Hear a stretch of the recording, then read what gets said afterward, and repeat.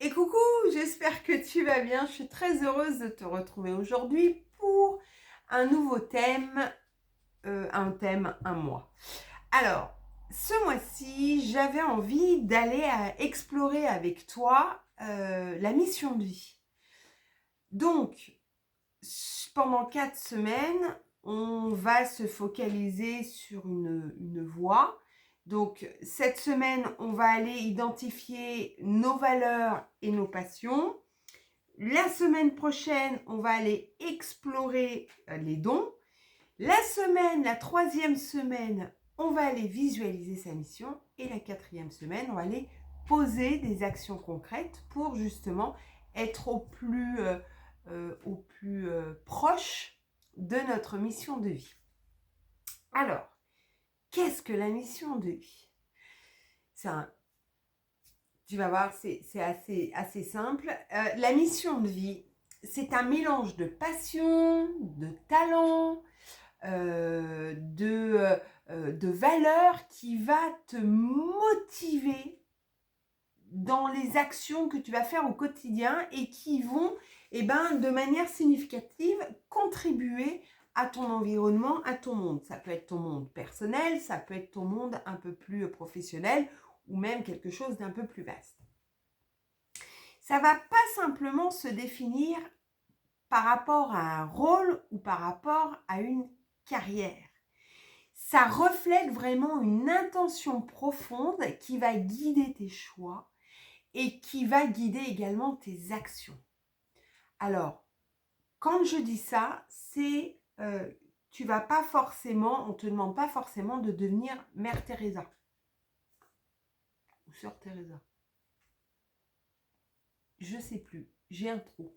C'est pas grave. Ce qui importe, c'est que dans ce que tu vas faire, dans ce que tu vas réaliser, ta mission de vie, c'est quelque chose qui va te nourrir, qui va t'épanouir, qui va être clair. C'est quelque chose qui va t'aider à avoir de la motivation et qui va t'aider à avoir une certaine résilience face aux défis.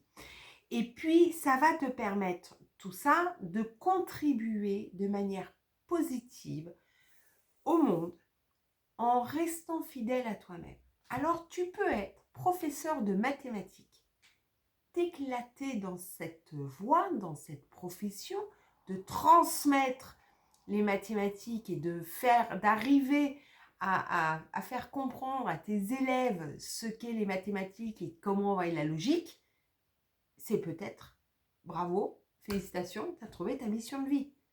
Tu vois ce que je veux dire? C'est pas forcément quelque chose qui va être... comment je peux dire ça? On ne te demande pas de réaliser des choses extraordinaires.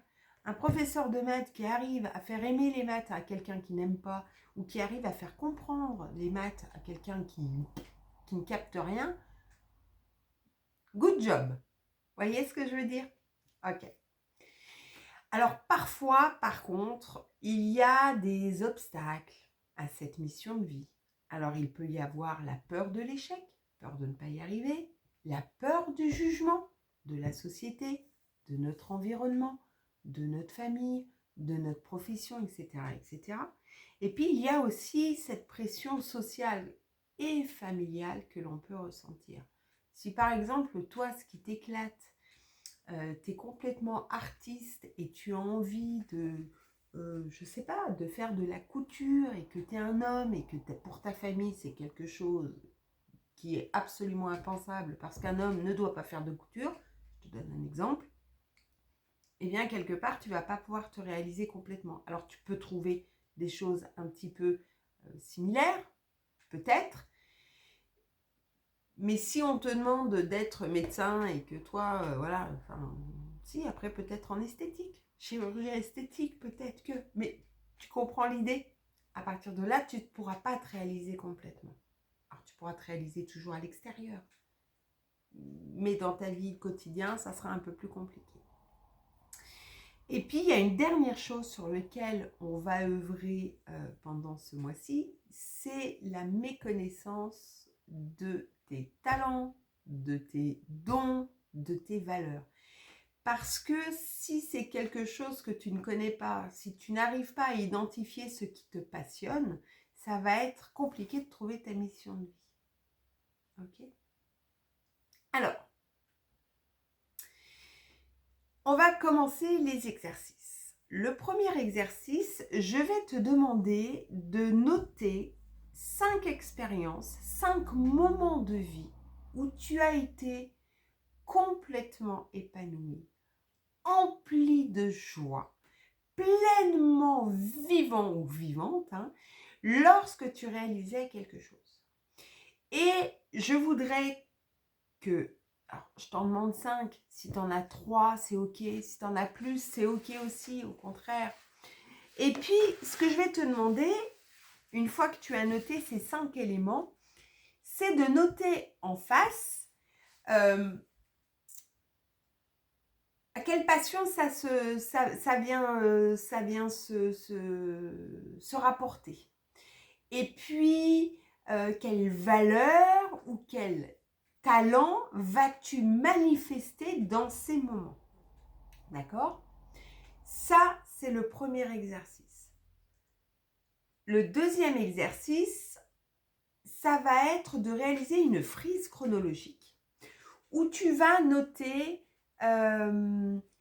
différents événements de ta vie, alors aussi bien des événements positifs que des événements négatifs, et tu vas, face à ces différents événements de vie, tu vas noter les compétences, les leçons que tu auras tirées de ces instants-là. Et puis, le dernier exercice, ça va être une petite visualisation guidée. Alors, ce que je vais te proposer, les 2 premiers, je suis en train de me demander, oui, les 2 premiers, tu les fais, tu mets pause, tu reviens sur la vidéo, tu as à peu près une semaine pour avoir la semaine qui suit. Puis après, c'est intemporel, tu le prends. Et c'est important de faire les exercices dans l'ordre. Donc, le dernier exercice, ça va être une petite visualisation guidée, toute simple. Tu peux t'installer confortablement, tu peux mettre un peu d'encens ou une bougie, te couvrir, en tout cas te mettre dans un environnement où tu sais que tu ne seras pas dérangé et où tu pourras vraiment venir à l'intérieur de toi. Et cette visualisation guidée, donc quand c'est ok, tu fermes les yeux, tu peux te mettre de la musique douce, je ne sais pas si je te l'ai dit aussi, mais voilà, tu peux aussi te mettre de la musique douce. Tu vas simplement fermer les yeux et puis tu vas imaginer une journée parfaite dans ta vie idéale. Ça, c'est le thème. Tu es où? Qu'est-ce que tu fais? Avec qui es-tu? Ça, c'est les 3 questions. Tu es où? Tu fais quoi? Et tu es avec qui? Et quand tu vas simplement prendre le temps, tu profites de ce moment. Là, je te le fais en 30 secondes, mais toi, c'est vraiment important d'aller au bout de cette visualisation. Et puis, quand tu as les éléments, que les images sont plutôt claires, alors on n'est pas avec la tête, on est avec le corps, donc tu prends bien le temps. Si tu commences à réfléchir, c'est que tu es dans le mental. C'est vraiment quelque chose qui doit venir de ton cœur et tu vas le ressentir parce que quand tu vas t'imaginer vivre ta vie idéale, alors soit tu vas être dans un ressenti où tu vas te sentir mais tellement bien, tellement épanoui, ça va te mettre la banane. Tu vas peut-être pleurer également parce que c'est quelque chose qui sera tellement fort, c'est quelque chose que tu veux à tout prix. Donc ça sera un signe qui te dira ok, c'est ça.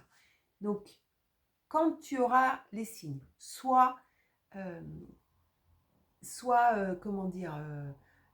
le ressenti, donc kinesthésique, soit par des couleurs, c'est pétillant, c'est clair, c'est lumineux, ça peut être aussi comme ça. Donc là, tu seras plus sur un cadre visuel. En tout cas, ça peut être, ce qui est important, c'est que il y ait ce sentiment de légèreté, ce sentiment de bien-être et en même temps un petit peu ce sentiment d'excitation. Je veux aller, c'est ça que je veux. Tu vois l'idée? Voilà. Une fois que c'est ça, tu ouvres les yeux et tu notes tes ressentis. Et tu notes ce que ça va révéler sur tes aspirations profondes. Donc tu noteras où tu es, avec qui tu es, qu'est-ce que tu fais et qu'est-ce que ça te fait ressentir quand tu réalises cette visualisation. J'espère que j'ai été suffisamment claire, parce que parfois je me perds moi-même. Et profite, si tu as quoi que ce soit comme question, tu me laisses un petit commentaire. Tu peux aussi partager ce que tu as vécu et comment tu te sens après cette première semaine. Ça sera avec grand plaisir que je te lirai. Merci en tout cas pour tout. Et puis je te dis à la semaine prochaine pour la deuxième semaine de sa mission de vie. Bye bye.